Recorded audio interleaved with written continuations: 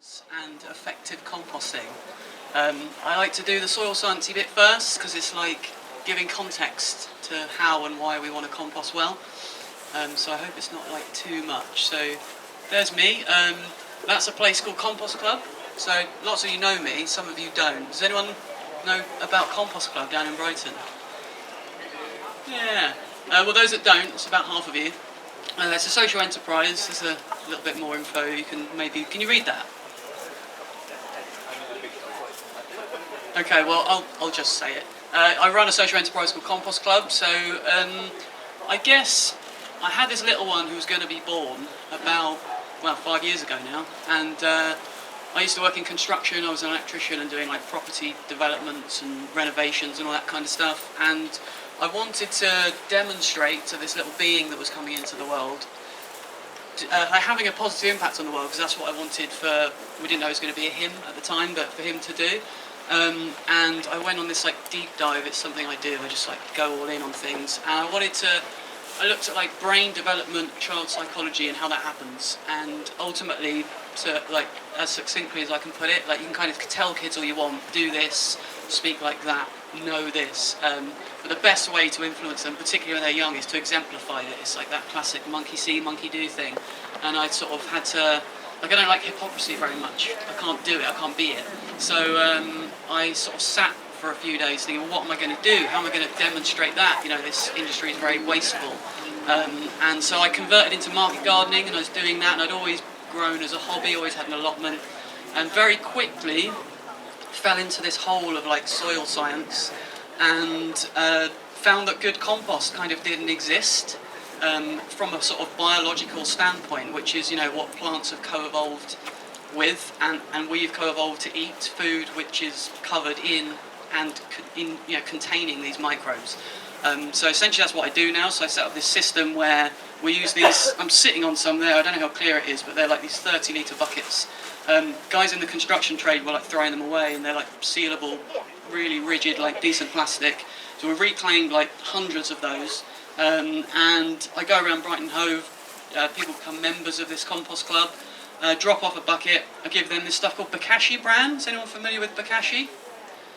So I give them that stuff. It ferments organic matter, so it's really useful for food waste. So we can collect cooked food, meat, dairy, anything, and we go around in a little second-hand electric van. And so it's like this, trying to sort of close this loop and have this circular economy thing. We bring it back to site. We don't have fossil fuels on site. We don't even have mains water on site. We just collect rainwater from a roof that's next to us. We're in the middle of like an industrial estate. Sorry, my voice isn't holding out so well. So that's kind of what we do, and then in the spring, members get some of the compost back, and then the surplus we sell. And being like a soil nerd, I've got like a microscope, and so we're trying to, well, what we are doing is making compost that is what they call like biologically complete. So it's got this whole soil food web of life in there, which I will expand upon now. So what is soil? This is what I think it is. I don't know if you can read all of that, but it's like, you know, the most diverse ecosystem on our planet. It's kind of where everything cycles, whether it's carbon, nitrogen, rain, everything, water, everything cycles through the soil. You know, we're carbon. We've cycled through the soil before. We weren't us then. You know, there's not like more carbon. It's just in the wrong place when we think of like, you know, climate things. I love the idea like the carbon that I'm occupying at the moment maybe used to be like a dinosaur egg or a dinosaur's tooth or something, a bit of it. Who knows what it was, who knows what it will be when I'm done with it. And it's where the atmosphere interfaces with the rock that is the planet. It's just this layer, and actually because of gravity, it's kind of where we happen too. We're organic matter too. And I call it like nature's operating system, and I borrow this quote all the time, like soil without biology is simply geology. People think soil is like sand, silt and clay. You have that little like triangle of doom, as I refer to it.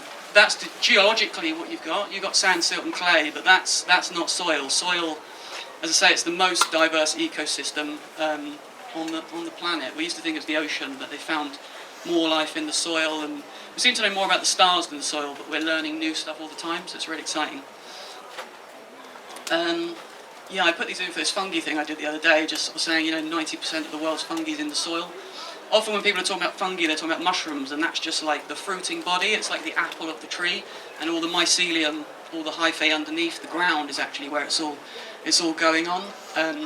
and like, yeah, more than 90% of plants on land actually rely on these fungi to work with them to sort of fully express themselves from a seed, and as they're growing and then sort of connecting to each other. You might have heard of the wood wide web, is a thing that people refer to it as. So it's all going on in the soil anyway. Yeah, 59% on average. Some places it's way more, of like all the known species at any one time are in the soil. 80% of animals on Earth are nematodes. Does anyone know what nematodes are? They're like microscopic little worms. Some eat bacteria, some eat fungi. Some are like predatory, they eat each other and other microbes. Some are root feeding, which you don't want. So 4 in every 5 like individual animals on Earth are all nematodes. It's mostly nematodes going on. And a teaspoon of healthy soil has got like more microbes than humans on the planet. It's kind of crazy. And yeah, like 5 meters of fungal hyphae. Like most fungi, you kind of can't see it in soil. It's like microscopic. Sometimes you can see it, which is really cool, like little bits of thread. I think I've got a picture of one I found in a compost pile the other day. So yeah, globally, you might know this, we rely on soil for like 95% of our food globally. It can hold 3 times more carbon than the atmosphere if we kind of sequester that. Well, plants sequester that. But I guess it was called chemical farming. I like that term. I used that by Charles yesterday. We're losing that carbon into the atmosphere, and that's, like I say, the carbon's just being sort of, it's like we've got this dysbiosis, like things are out of balance. But if we become like regenerative, whatever that means, depending on who you ask, we can sequester that and put it back where it's supposed to be through various means. This is like this is like the worst, the state of our soil. We're just losing 75 billion tonnes per year, that's globally, at the moment through this kind of attack on natural systems, but we can work with those things, so I won't dwell on that too much. This is just talking about the sand, silt and clay. In terms of the size, they're all basically silicates, they're just different sizes, and so like clay will be the most it has the most potential if you're regenerating a sort of degraded land, because there'll be a lot of minerals locked up in it. So if you can get into it and work with the soil, get the microbes in there doing their work, you can start to unlock all that through a process called cation exchange capacity. It's definitely too early and on a Sunday, so we're not going to go there on that, but that is a thing. So yeah, different sized particles basically, and within those is like pretty much all the essential nutrients that plants need. It's just locked up in like these crystalline structures. You need bacteria and fungi to access those, and they do that naturally, and that's how you get natural fertility. That's why like the most abundant landscapes on Earth, no one goes in with a backpack spray of fertilizer. There's this natural system going on. I think of soil as like this sort of microbiome around the plants. They kind of do externally around their roots what we're doing internally in our guts with these microbes. And as I've said, there's just this natural cycling going on. I kind of, outside of like humans, there's like no waste. Like that's just like this word we've invented. There's just, it's maybe a little bit woo, but I just see like outside of humans, there's just this cycling of energy. Like energy just moves from one thing to another thing. It's kind of all that goes on everywhere, and we just do this thing where we're not very responsible with how we cycle energy, and we're creating this disbalance. But as I say, when they found that, like the Amazon basin, they found all this terra preta, like black earth, which led to this theory that the Amazon is actually like a man-instigated landscape, which means it's kind of exemplary of how regenerative we could be, which is really exciting and really positive. That is the soil food web there. I've got a bigger picture of that. Can you see that? Does that, probably I can't read that stuff, but that's basically what we call the soil food web. Has anyone heard of that? People familiar with that? Cool, some of you. So yeah, it's basically, I've got a better slide that I like. That's just kind of to demonstrate that it's a web. It's things eating multiple different things. It's not this linear kind of chain like we used to think of, like this food chain, and often with us at the top of it. So I prefer to use this slide. So like photosynthesis, right? So plants are taking in carbon dioxide, sunlight energy. They release the oxygen into the atmosphere, which is great, and that's all good. They're getting all this energy. What about the roots? I always like to ask, what are the roots for? Does anyone want to shout out something they think roots do? You don't have to, I could just tell you, but it's fun.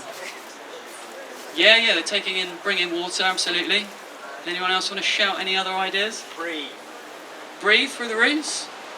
Minerals. Exudates. Yeah. Exudates, yeah, that's a bonus point. Where did that come from? Roots. Who did that come from? Yeah, no, well done, exudate. So it was mad. As I say, I'd been a grower forever. One of my earliest memories is growing with my granddad in his greenhouse, and working on a market garden and realising that I didn't understand what plants do or how soil worked. So like up to 40% of all of a plant's energy, it releases out of its roots, pumping into the soil these things we call exudates, like to exude. It's like complex carbons, amino acids, sugars, and it does that to essentially it can't move, right? So it invests in its environment. I often say to people like we should be more like plants. So like messing somewhere up and moving on, like invest in your environment. They're doing that to feed and draw in bacteria and fungi. We call it like quorum sensing. It's like they don't sense the way that we do. They don't like smell and taste and see, but they have these like highly sensitive like chemical signaling. So they're releasing these little signals and things come and they're attracted to that. It's like, oh, food is here. And then they get there and it gets turned off. They call that quorum quenching. But essentially, the exudates attract bacteria and fungi. They start to mine nutrients from the sand, silt, clay and organic matter around there. They create what we call a rhizosphere around the roots, which is like almost like this little force field around the roots. You get nutrient cycling starting to happen. If you've got like soil-borne disease and pathogens, they'll often outcompete or consume those things, which is super cool. And then you just get like that doesn't necessarily help the plant in terms of the bacteria and the fungi. They're just eating things, but then things that eat like poop basically. So they're releasing their own little, call them secondary metabolites. They're basically microscopic poops that are now like plant available food. So you get the next trophic level of these microbes, so like protozoas and nematodes and little mites and microarthropods and worms, and they just all start eating each other. And like I say, if a teaspoon's got like more of these microbes than humans on the planet, it's kind of hard to fathom at what sort of exponential rate this is going on. So they're just releasing these nutrients that are now plant available that essentially were locked up in sand, silt, clay and organic matter. Does that make sense? I feel like I sort of rushed through that. And I fondly call that like the poop loop. So things just eating each other and eating things, pooping out plant available nutrients. And I borrowed that term here from the ocean. They talk about it with whales. And it's the same thing, but just on this tiny little scale.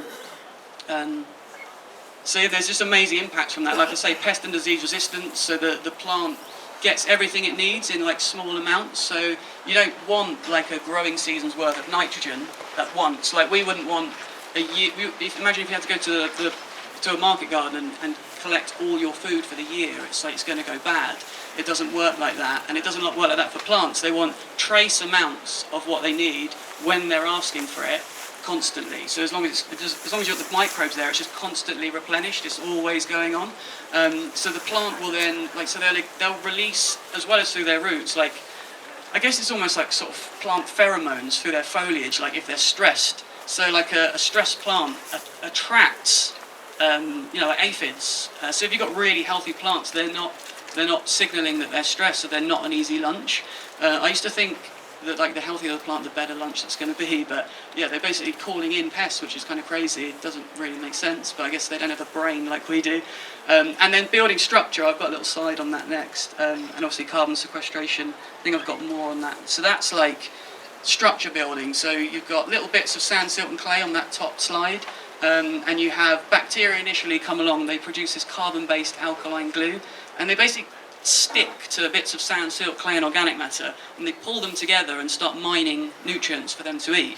And that creates all these gaps, creates space for air to come into the soil, so it becomes aerobic, and water can be absorbed into the soil and retained in the soil, which is obviously a good thing. And then a little bit slower, you then get what's at the bottom there, which is the fungi come along, and they grab hold of what's been formed at the top is a microaggregate, like it's too small to see. The fungi come along, create this little web, and they grab hold of multiple microaggregates and they pull those together and they create what we call a macroaggregate, which is that nice fine tilth that just creates itself in a healthy soil. So that's the bacteria and the fungi that are doing that, and then you get bigger pore spaces around for more water absorption and retention and more air to come in. The more air that's there, the deeper this process can happen. So you basically like build topsoil downwards, and then also you get bigger other microbes coming in as well, which is super cool. and for every 1% of organic matter that we add to an acre, you can hold 120,000 litres of extra water, which is cool. We want that. This is like carbon sequestration. It's basically showing like a mycorrhizal fungi, which just means it works in symbiosis with a plant. So it's almost like a secondary root system. The bodies, like the hyphae of fungi, is like pretty dense carbon, and the further out they go, the longer they're able to establish, the thicker and more dense they get. And obviously, if they're made of carbon, that is literally carbon being pumped in, used by them to sort of build themselves. And if you don't sort of chop all that up, that carbon will stay there for a lot longer. Whereas if we plough all that up, that carbon, a lot of that carbon just gets released back into the atmosphere. One of the other things when you're digging up the soil is bacteria is very, very small. It's like 1 micron, and it's pretty resilient. Whereas fungi is like really delicate. So you just chop up all your fungi, and you end up with lots of bacteria, not so much fungi, which means you've lost your carbon and some other good things that I'll get onto. That's just a picture that I thought was cool. That's like a strand of fungal hyphae that was just in one of my compost piles. So it gets to the point, if you can leave it without disturbing it too much, where you get like really dense fungi in there, and you can actually have compost that's got more fungi than bacteria, and you don't even need a microscope obviously to see that, which is super cool. So yeah, in terms of the reason that fungi to bacterial ratio is really important, is there anyone not familiar with why that might be important, or is familiar with why it's important? I'll just say it. Don't have to put your hands up. So if you've got a bacterial dominant soil, it selects for weeds. So weeds are like early succession, nature's pioneering plants. They'll grow in bad conditions, basically. They'll grow when nothing else will. The more fungi you get in the soil, like you start to select against weeds, annual weeds and things. So, and most like vegetables are like 0.75 to 1 fungi to bacteria, so almost 1 to 1, and like row crops are like equal fungi to bacteria. So if you're sort of over-tilling, you're chopping up all your fungi, you're creating very bacterial dominant conditions, which means you're trying to grow vegetables, but you're actually creating the conditions for weeds, and that's why there's a weed burden. I think before I learnt that, I used to think that weeds are just like super vigorous super plants, and the better my soil was, the better they would do, and it's actually the opposite. The better you can build, the more you can build your fungal biomass, the less of a weed burden you'll have. Does anyone think that's cool? I remember thinking that's really cool. I mean, I still think it's cool. And then you get into like old growth forest. In fact, there's a slide that shows us like just natural succession, right? So you get rocks, so you get like fungi and bacteria that can kind of mine from like bedrock, and then you get lichens and mosses and annual weeds, and it works its way up, and then I don't know, a volcano erupts and it all starts again. So as a grower, you kind of want to see where you want to be here and try and maintain those conditions if possible. This is just a really cool slide. This is, guys, anyone heard of Dr. David Johnson and his Johnson Sioux bioreactor? Has anyone heard of that method of composting? It's really cool. I've got a better picture of it, but they're standing next to one in that picture at the bottom there. They basically did loads of like massive research, and they were looking at what was impacting the amount of growth on the plants, and it didn't seem to be anything to do with how much nitrogen or phosphorus or potassium they had. The more fungi they had, in contrast to bacteria, the better things were growing, which was super cool. So they developed this way of composting that allows you to produce a really fungal dominant compost. Yeah, one of the things I thought was interesting yesterday when there was a bit of talk about composting here was that rather than thinking of it as like food for the plants, it's food for the life of your soil, which is getting there. I think of it more as how you cultivate the soil life that you want and then get it in the soil. So rather than feeding it to the soil life, it's kind of how you nurture and breed and, say, cultivate this life, so you can make really good biological, abundant and diverse compost. These were just like growing trials I've been doing this year, just looking at kind of conventional commercial compost and then like a blend, and then using the compost that we're making, and like what we were seeing, like a bit like seeds were germinating quicker with the biology that we're making, and growing a bit, they were a bit further along, but it was the root difference, it was the root mass that was really, really different. I remember potting on some tomatoes that had been sort of potted on once, and one of them like had, I don't know, 6 inches of root that was in the commercial stuff, and then I pulled one out of a tray that was in our compost. I was holding it up here, and the root was on my knee, which was like, you know, massively different. This is like what you see under a microscope. Has anyone looked at their soil through a microscope or their compost? Couple. This is like what you see in commercial compost. So we make like 2 million tons of this like green waste or like commercial compost. So what you can see is just like bits of sand, lots of all the little tiny dots of the bacteria. There's not really much colour. It's almost like transparent. There's not like we call like humus, like humic and fulvic acids that get produced in like natural decomposition. So it's kind of like it's been superheated and forced and sieved to make this fine, like it's sellable because it kind of feels nice. But biologically it's really inactive. And on the right is like compost we're making, and these are like orange and brown humic and fulvic acids. There's bacteria, there's fungi. If it were a video, this would be like moving around, things would be like eating things, and that wouldn't, if that were a video, it wouldn't really be moving. You get like little bits of bacteria maybe bumbling about.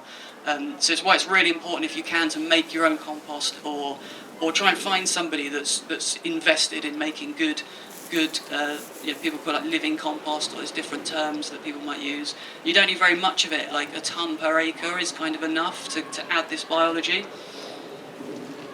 This was just like, there's this thing called a microbiometer, which is a little kit, and it works with an app on your phone, and it's not, you don't get like a full picture that you would get in a microscope assessment looking at biology, but it tells you just from like a simple little 20-minute test you can do what the kind of bacterial biomass is. So not what all the individual species are, but like how much you have. But what it does tell you, which is really useful, is where you are on that fungal to bacterial ratio. I was kind of skeptical. I couldn't understand how my phone would be able to tell that, but apparently like smartphones are so, like the cameras are so good, they can distinguish between the size of the bacteria and fungi, which is pretty mad.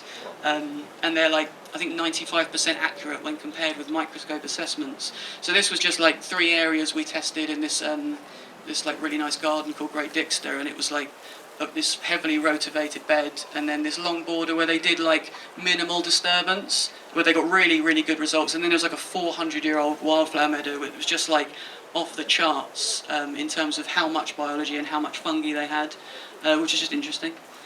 This is like, it's gone a bit weird, but this is like Rhizosphere. It might be a bit much. Basically it's like if you've got a certain type of bacteria, this picture's like a root, so down there is the tip. So it's releasing that little blob of exudates from the very tip. Bacteria get attracted to it, they'll enter into the tip of the root, they lose their shell and they become this little like protoplast, and the plant detects it inside of itself. It sends this thing called superoxide there, and it starts to break it down and absorb nitrogen from within itself. So like it kind of highlights how erroneous it is to measure the soluble nitrogen in your soil and take it as that's the nitrogen you've got, without measuring to see if you've got this bacteria, because if you have, the plant just gets nitrogen in this cycle. And as if that wasn't cool enough, they work their way up the root, and then they start to go outward, stimulating fine root hairs to develop, which means you get a much bigger surface area on the roots of your plants. Sometimes the plant completely absorbs them and breaks them down and absorbs everything from them. A lot of times they shoot back out of the tips of those fine root hairs, reforming their shell, becoming a bacteria again, and potentially just get re-attracted. And so you just have this cycle where your root surface area just grows exponentially. And then they found, when they were looking at this, that in the absence of that bacteria, you don't get the formation of these fine root hairs. You get these like long, thin, spindly roots. So it's like really important. These microbes are like there for a reason. As I say, the plants have co-evolved with them, and yeah, like I say, they should be on and in our food. Has anyone heard of a thing called ergothioneine, apart from the people I told about it yesterday? It's one of these metabolites, so it's an enzyme released from fungi when they're breaking things down and doing what they do, because they digest kind of externally, and it's kind of mad. I'd never heard of it either until not that long ago. And when they're looking at people with like neurodegenerative disease, anyone was at the fungi talk yesterday? they sort of touched on this sort of stuff. People like, it tends to be that women get Alzheimer's and men get Parkinson's more often than the other. And when they're looking at these groups of people, they're finding one of the big commonalities is a deficiency in this thing called ergothioneine.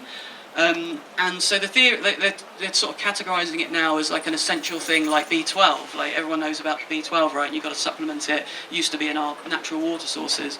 My theory is that it was probably released from loads of different types of fungi, and they will have been prevalent in our agricultural soils and all of our soils. So the food that we were eating would have this fungi on and inside of it.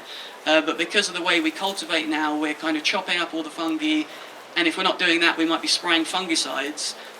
So we're eating food that is not just maybe nutrient dense as it should be. It doesn't have the biology on it that should be informing our gut microbiome. So it's leading to like the rates of these things are going up, these diseases.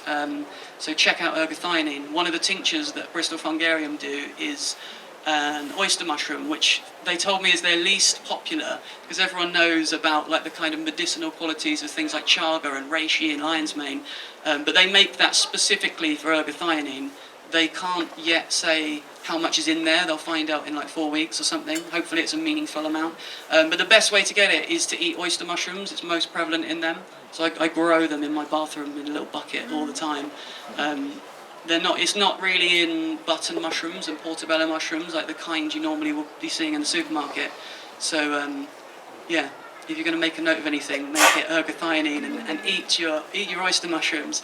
I always say to growers, like, become microbe farmers, cultivating and building soil. You're growing soil, because then healthy plants, fruits, vegetables pretty much grow themselves. Like, you've got to create a seed bed, you've got to sow a seed, but your job becomes so much easier if all of this cycle is going on for you.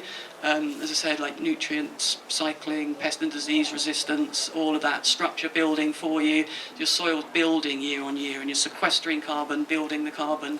And I spoke at Groundswell this year, and they've got like these principles for regen ag, regenerative farming, and it's not really too defined. They're just like kind of principles as far as I see it. Like you could do a bit of that, and lots of people are like pointing onto this now. It's pretty popular. Like, we do minimum till or minimum spraying. We're regen. So I kind of say to them, maybe it doesn't make me that popular, but for me it's really simple. Like, what is it you think you're regenerating? They don't like that question. I just say, like, if you're building soil, that is, you're regenerating, right? Because we're presumably talking about the earth and the soil. And if you're not, then you're not. You could do some minimum till, but if you're not building soil, what are you regenerating? This is just talking about, like, there was a lot of talk, I don't know if anyone did the tour around here, talking about the power of cover crops. Like, you can reduce nitrate loss of like up to 70%, water infiltration rates up like 35%. Obviously there's no grazing here, but that can help if you've got like a really good like system in place where you're sort of mob grazing and you don't really return an animal back to an area until it's like visibly regenerating to better than it was the last time they came to pass there. Composting. Who's composting? Yeah, I thought I'd see lots of hands. How's it going? Thumbs up. Cool. What is it? Yeah? Yeah. It's like, I guess it's decomposing, dying organic matter, right? But it's got to have all these little microbes for me. Like, there's a difference between like the commercial compost. I prefer to call it like an organic bulking agent. I think compost should have life in it. In the same way that, does anyone know Dr. Elaine Ingham? Like a soil biologist, and she talks about the soil food web and teaches that. She's trying to like establish a difference between dirt and soil. So dirt is just sand, silt and clay, and that means that when rain hits it, it compacts, it washes away, blows away. Soil has the biology in it that I was talking about that creates aggregates, which means it's resilient and it stays. And I think compost should have its own little, it's got to have this life in it. So these are just like effective ways. There's like hot composting, wormeries, Bokashi we've touched on a little bit, in-vessel composting, which just means in a thing. this Johnson Sue bioreactor that I touched on, and then like windrow composting, which is kind of like people often think about like the 3-bay system. It's like that without the barriers, so it's just kind of easier. You like harvest from the done end, move it all along, aerating it, and then add fresh materials to the other end, so you almost have like a constant throughput. I much prefer that. So I developed this thing, like, do you remember the fire triangle at school? This is the compost triangle. So similarly to the fire one, you need oxygen. Like almost exclusively all the really good microbes that you want in your compost, in your soil, are aerobic. They need to breathe. The only exception being the specific ones that are in Bokashi, because it ferments and it's an anaerobic thing, but more on that in a minute. Microbes need water, but if you add too much water, it's going to go anaerobic, the air can't get in. They want like about 50% moisture in a good compost pile. Wormeries, maybe 70 to 80%, just because it's a slightly different process. If it gets too wet, as I say, the air can't get in. If it gets too dry, the microbes kind of go dormant and all sleepy, and they're the guys that are doing the decomposition, so you want them happy, so this is the thing to keep them happy. And then the right carbon to nitrogen, or greens and browns, people often call it, getting a good balance of that. The most common thing is that there's too much nitrogen, too much green, and it starts to go sloppy. That's normally the wet stuff, which means it's going to get all wet. So just add more carbon always. I tend to sort of say to people as a fail-safe, if you put the same volume of each type of thing, so if it's like, for me, I compost loads of food waste, so I put the same amount of wood chips in.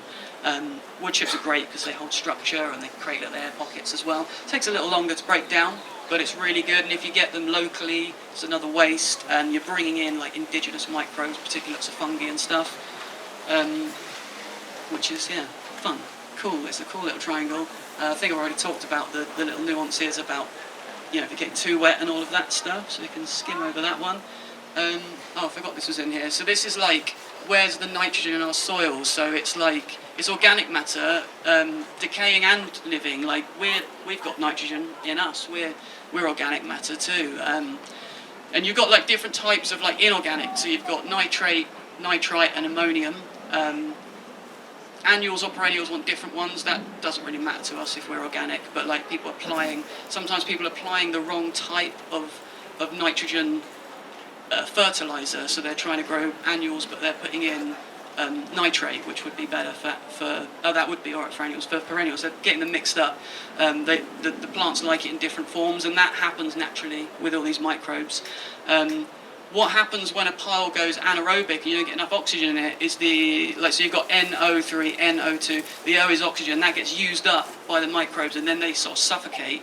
Then there's no oxygen left, and it binds with the hydrogen, and then you start to get ammonia or methane and things producing. Like a good compost pile doesn't smell bad. So if it smells bad, it means you're losing what would be the nitrogen in the organisms and the compost, and then in your soil when you apply it to the atmosphere. So it's almost like if you compost badly, it's just like you've got your own little mini landfill and you're releasing all these gases. It's really important to try and structure a pile so that it's aerated and it's got the right moisture, etc. Does that make sense? I hope I'm not, it's very quiet, I hope I'm not like just losing you guys. So that, can you see that all right? That's a Johnson Sue bioreactor, so it's like, it's on a pallet, so it's off the ground, and it's like this big, you don't have to do them this big, but I do like a 2 metre high wire cage, lined with a woven fabric, so I've got my pecs there, and it has these pipes that sit on the bottom all the way to the top. And so you fill around it. Traditionally what they would do is just soak wood chips, fill that, leave it for a while and slide the pipes out, so you have air. You basically create these little lungs from the top to the bottom, so air can come under, through, it can penetrate the woven fabric. A well-structured compost pile, you'll get air penetrating like 10 to 12 inches. And then anything in there will start to go anaerobic. So the idea is there's nowhere that's more than like 10 or 12 inches from another one of these little chimneys, or from the edge, or from the underneath. So you don't need to turn it, and they produce real fungal dominant compost by just leaving it and using high carbon inputs, but they would leave that for like 12 to 18 months. Which is cool, and if you've got loads of space and loads of wood chips and the time to build these things, that's really cool. I just use them as like maturation bays. I'll talk about like my process in a bit, I guess, but that's they're like really useful ways of composting. This is like a little, you probably can't see it, but it's a little instructional on how to make it. And there was, it might not work. No, it's not going to work. There's a little video of a little drone flying around one. It looked really nice. I can show you it later on my phone if you want to see it. This is like hot composting, so how Elaine Ingham, they're like mini versions of that. That's how she teaches it. With that, you look to get like a mixture of like a high carbon, like wood chips, like a stable green, like just like fresh green grass clippings and stuff, and then a high nitrogen, like manure or something. I'm always wary of manure just in case. I think it was touched on yesterday, like aminopyralid and stuff like that. Also, like how recently the animal might have been wormed or had any medication as well can have an impact. Some stuff like survives the composting process, and you don't want that. So yeah, you just basically create this pile. As it breaks down, the microbes generate heat in the middle of the pile. So the idea is you want all of the stuff to have been in that hot middle. So you sort of turn it a couple of times, and it's like shuffling cards. Like the hot middle moves down essentially, and the top becomes the new hot middle, and what was on the bottom then goes on the top, and you just shuffle it all down again once it's all been hot enough for long enough. Just means you guarantee you've killed weed seeds and any pathogens you might have had. You might not want to go to that extent. It kind of depends what you're composting as to how vigorous and how kind of regimented you need to be with that. This is like a couple of examples of like in-vessel hot composting. So the thing at the top and like the graphic there is a thing called a Rhizosphere food waste composter. Has anyone seen those? I've got like 4 of them. They're incredible. I can put like 60 litres of food waste in each unit every day, along with wood chips, and there's just a big crank that you kind of turn, and it has these paddles that actively churns it all up and aerates it, and you can add to it every single day. And it's like pretty steadily 65 degrees in there, like all the time. Like the stuff that comes out is still that warm, and it's not like recognisable food waste anymore. It's still a bit woody, but everything else is just dark. Almost looks like usable mulch, but for the fact that it's 65 degrees and you can't even keep your hand in there. So as you add to it and you turn the crank, like just gravity and force pushes the oldest stuff out, so it empties itself, which I really like too. There's some that are like little tumblers that you turn with a crank or like with 90-degree handles, and they're a bit more work, and you sort of fill them and then that's it for a while, like 3 or 4 weeks, and then you empty them. They're way more expensive, but they're really, really cool, particularly for dealing with food waste. And if you're composting at these hot temperatures, one of the benefits is it's like up to 32 times quicker than a static pile. There's a really important maturation phase you've got to do afterwards to let it cool off and let the microbes become more diverse. Worms. Yeah. There's a place in Scotland that they've got one of them for sale. They really want to sell it. Okay. It's in a monastery near to Lockerbie. Cool. If anyone wants one, there's one for sale. How much do they want? I don't know, but I reckon you make them an offer. I need one more. Okay. I've got 4, I need one more, because I'm still managing loads of little ones, and it's like so much more work. I've got like, they're big things, yeah, I'd have to go with a trailer. Like, volume-wise, it can do like what one of these little tumblers do, like you put like a day's worth of Rhidan stuff in one of these little tumblers, and then you can't add anything for like 3 or 4 weeks, whereas with that thing I can do it every day, so it does in a day what they do in like 3 or 4 weeks, so it kind of meant I could collect a lot more food waste and save a lot more emissions and make lots more of the good stuff. You can't see them really in this light, but there's loads of worms in there. Worms are like amazing. Like I remember, like I knew that worms are a good sign of like activity in the soil, but they have like when stuff passes through them, like the reason worm casting is so valuable for soil, like they can build soil very quickly. They have this like their own little sort of microbiome running through them, so everything that passes through them is like inoculated with this beautiful soil microbiome, this like life, they're like this life force, and everything they touch, the little slime coating. So like I find like working construction, my hands used to be really calloused and dry, and now I'm just in compost all the time. I've got really soft hands, and I don't like moisturize or anything. I think it's the worms.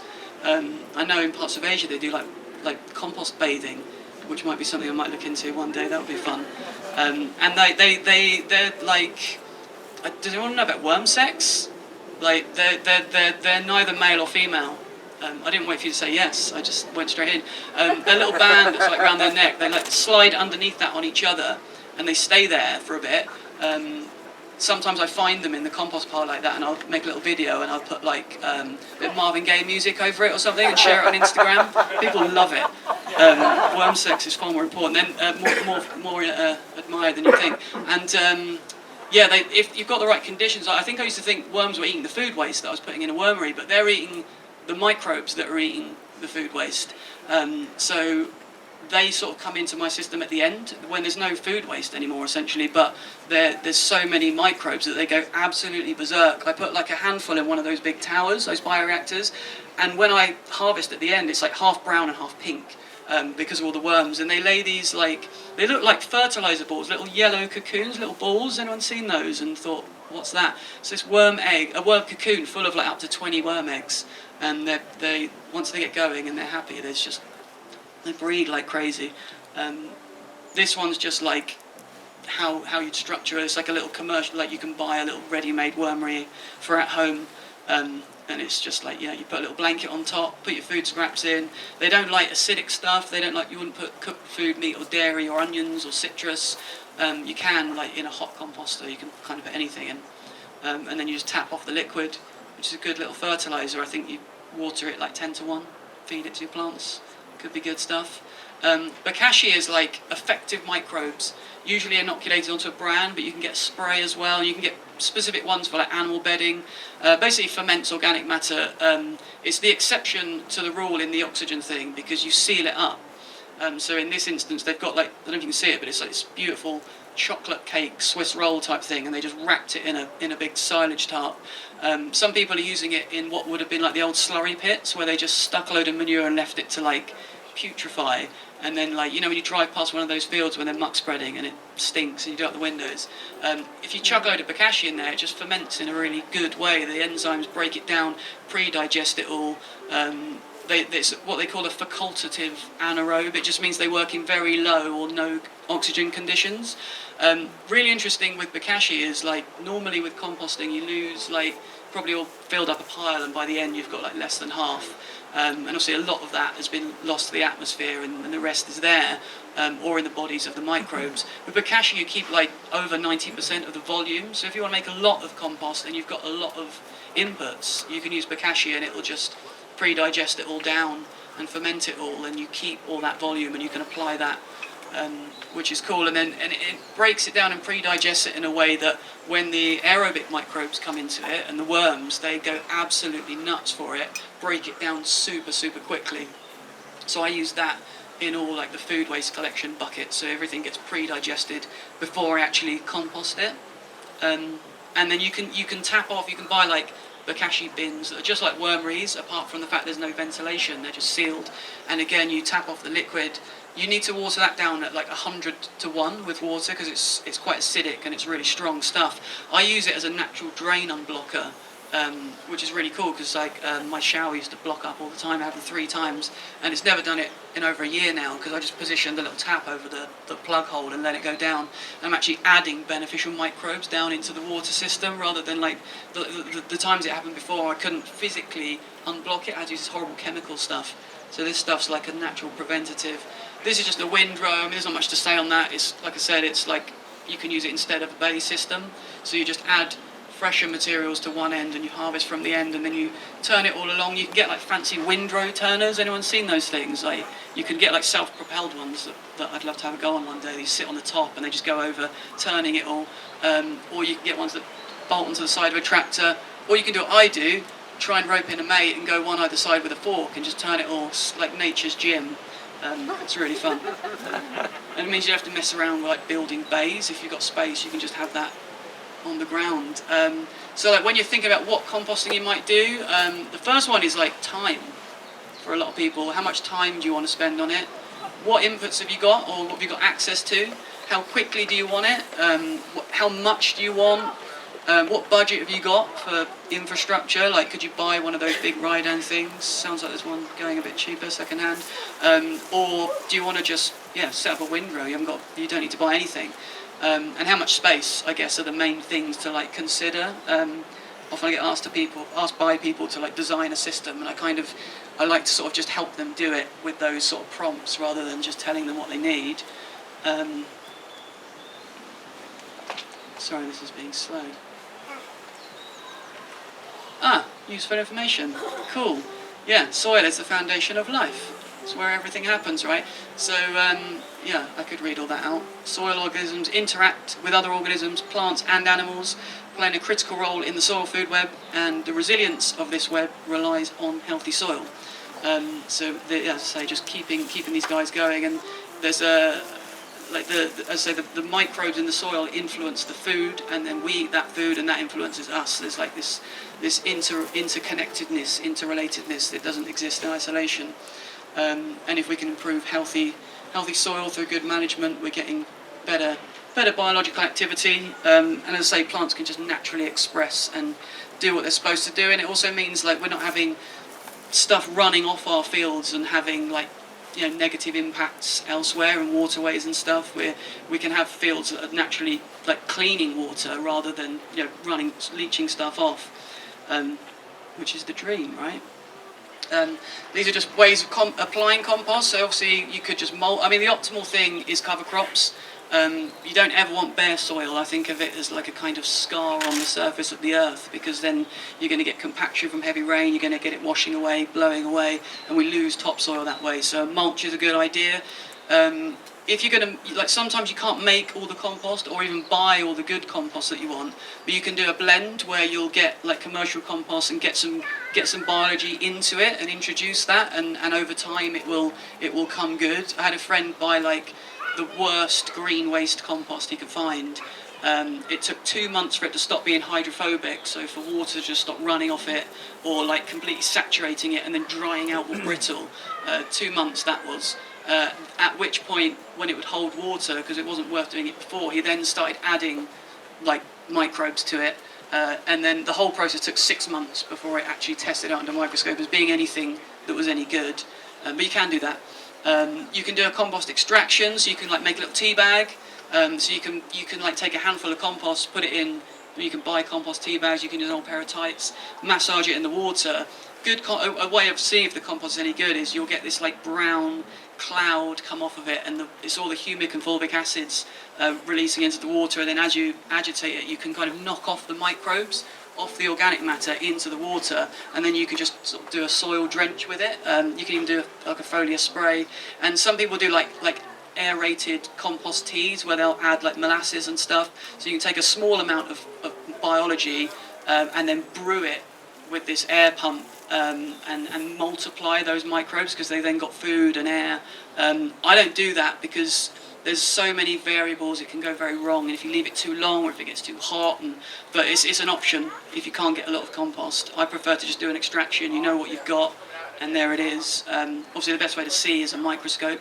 You can inoculate seeds with it, so you can soak them in that extraction, or you can just like take a little handful of the compost and rub it with your seeds, or mix it in with them before broadcasting or sowing, or however it is you're going to get them in the ground, and that just gives the seed a coating of all this biology. I wrote a little blog post about like comparing a seed germinating with all of these microbes that should be in the soil or the compost it's in, and like a natural childbirth, and getting inoculated with all that biology that happens at the end of at the end of making a little one, that women do so amazingly.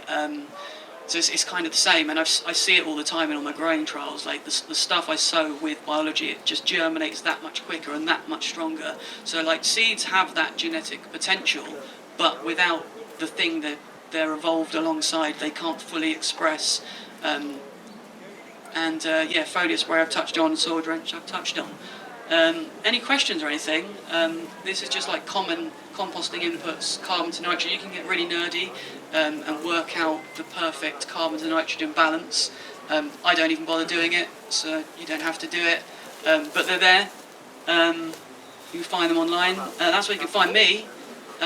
Or you can just search Compost Club. It comes up. These are like cool resources, things that I've looked at and are very good, whether it's books or films, or there's a really cool thing that's gone a bit weird there, but I can show you on my phone. It's like this like PDF thing of like a field guide for like I was talking about weeds being like indicator plants and pioneering plants. It will tell you what they're telling you. So if you've got So, for example, dandelion indicates low available calcium at that point where it's growing, and they're all telling you something. So you can learn to kind of read what's going on as well, which is super interesting. And that's me. Thanks. Any questions?